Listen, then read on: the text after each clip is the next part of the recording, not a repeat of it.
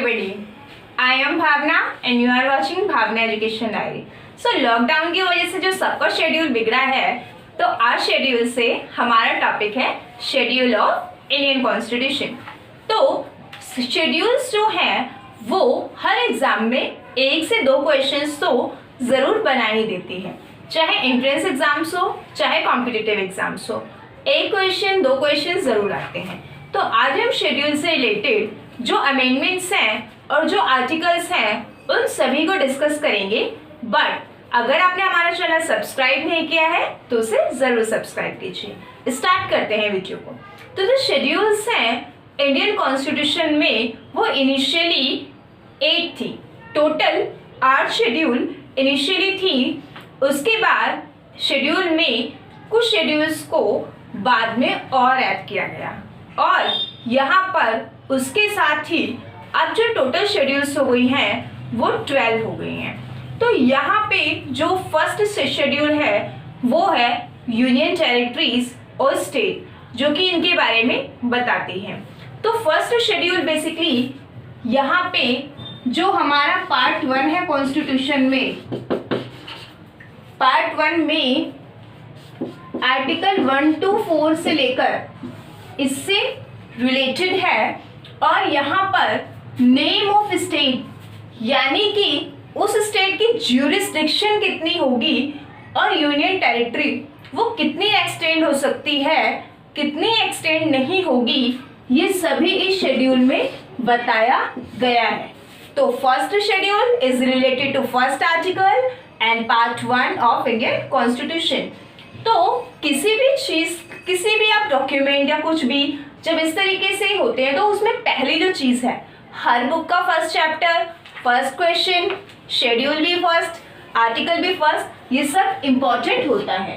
तो यहाँ पे जो फर्स्ट आर्टिकल है इसमें जो इंडिया का नाम दिया है, इंडिया दैट इज भारत, ये भी काफ़ी इम्पॉर्टेंट है और काफ़ी एग्जाम्स में पूछा भी जाता रहा है। तो यहाँ पे फर्स्ट शेड्यूल तो हुई name of state and union territory. Second जो यहाँ पे सेकेंड शेड्यूल है वो सैलरी एंड अलाउंस है।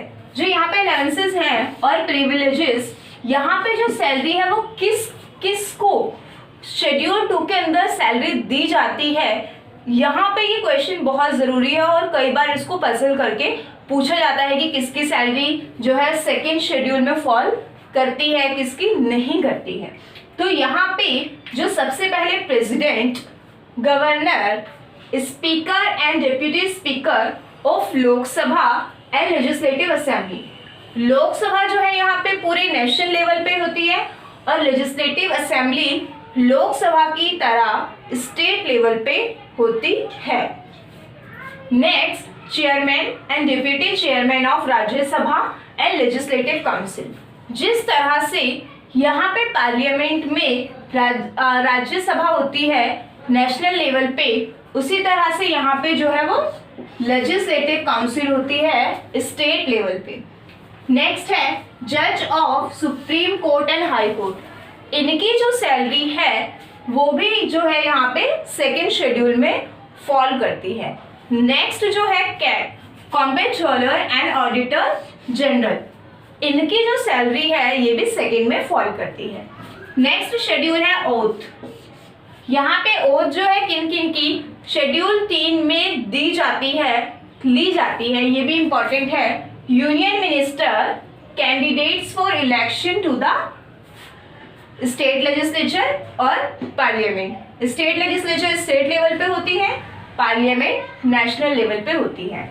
जज of supreme court, CAG, state minister, member to state legislature and जज ऑफ हाई कोर्ट। इनकी जो ओथ है वो शेड्यूल 3 में फॉल करती है। नेक्स्ट जो है सीट्स इन राज्यसभा। राज्यसभा में जो सीट्स का एलोकेशन होता है यूनियन टेरिटरी और स्टेट लेजिस्लेचर के बीच में, वो एलोकेशन जो है शेड्यूल 4 में गिवन है। अब बात करते हैं शेड्यूल 5 की। जो शेड्यूल 5 है वो administration and control of schedule area and schedule tribes. Schedule areas and schedule tribes को जो एडमिनिस्ट्रेशन करता है वो यहाँ पे 5th में दिया है। अब जो मेन शेड्यूल्स हैं वो स्टार्ट होती हैं। जो मेन शेड्यूल्स आपकी यहाँ पे शेड्यूल 6 से स्टार्ट होती है, 6, 7, 8, क्योंकि इसके बाद के जो शेड्यूल्स हैं उनमें काफ़ी ज़्यादा अमेंडमेंट्स हुए हैं। अमेंडमेंट ईयर इंपॉर्टेंट है, अमेंडमेंट नंबर और क्या क्या अमेंडमेंट हुए हैं। तो यहाँ पे एडमिनिस्ट्रेशन ऑफ जो ट्राइबल एरियाज हैं, जो यहाँ पे हमारे नॉर्थ ईस्ट जो स्टेट्स हैं उनके अंदर कुल काफ़ी जो ट्राइबल एरियाज हैं, तो इसमें 4 जो हैं यहाँ पे 4 ट्राइबल एरियाज इंपॉर्टेंट है, जिसको मैंने एक छोटी ट्रिक, आप इसको तमया किसी भी तरह से याद कर सकते हैं। T for Tripura, M for Meghalaya, next M for Mizoram, A for Assam.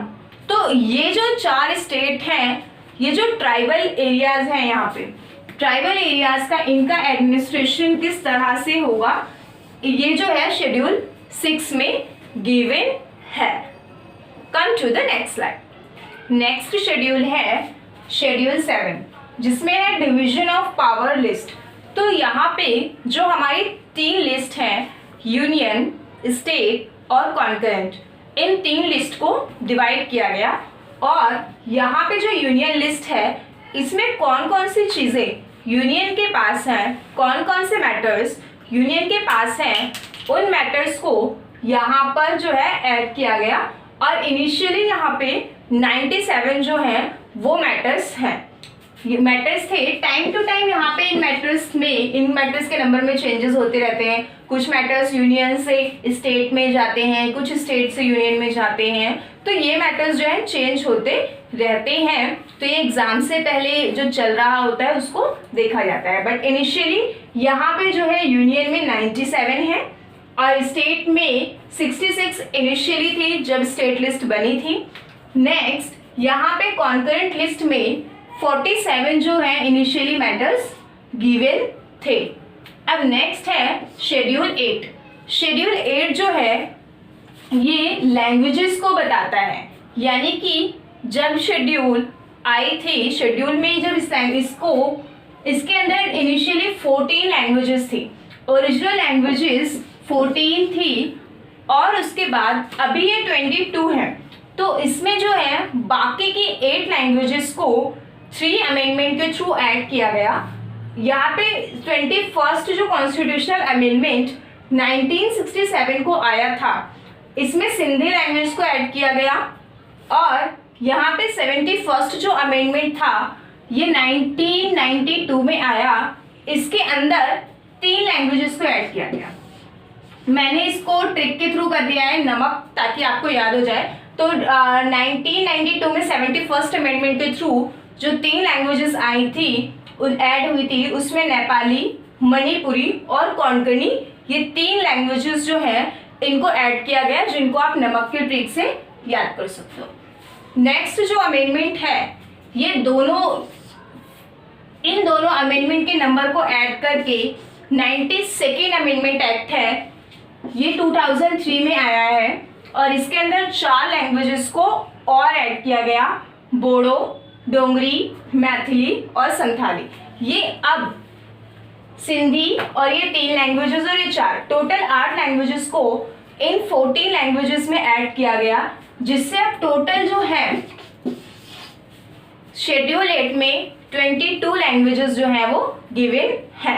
Next है 9th जो शेड्यूल है ये फर्स्ट अमेंडमेंट के थ्रू ऐड की गई थी 1951 में। और इसमें जो 1951 में फर्स्ट अमेंडमेंट है उसके अंदर जो है जमींदारी सिस्टम, इसको एबॉलिश कर दिया गया था और कुछ लैंड रिफॉर्म्स आए थे। तो यहाँ पे ये जो लैंड रिफॉर्म्स के साथ ही इनको ऐड किया गया। और 2007 में सुप्रीम कोर्ट ने इसको रूल करते हुए कहा कि इस अमेंडमेंट के अंदर, इसके अमेंडमेंट में जो है कुछ फंडामेंटल राइट्स भी गिवन थे और उसके साथ ही कुछ और फंडामेंटल राइट्स से रिलेटेड जो है यहाँ पे फंक्शंस को देखा गया था।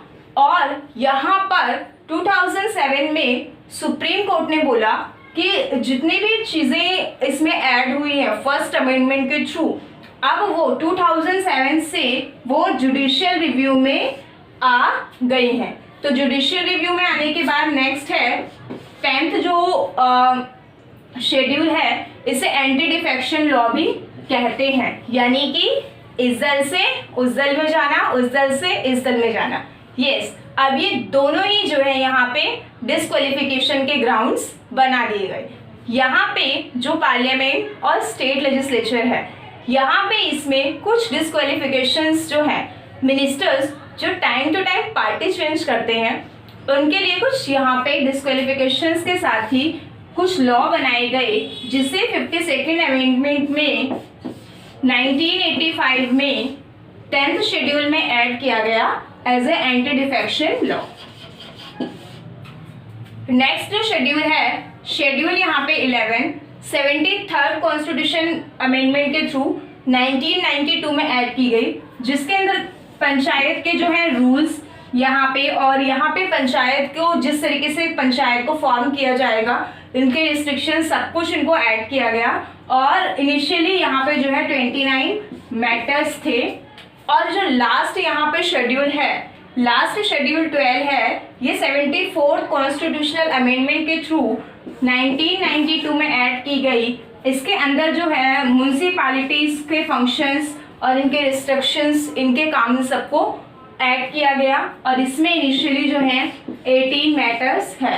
तो ये तो हुई शेड्यूल, टोटल इनिशियली 8 शेड्यूल थी, अब 12 शेड्यूल है। So that's all from my side, and don't forget to subscribe my channel, keep watching our videos.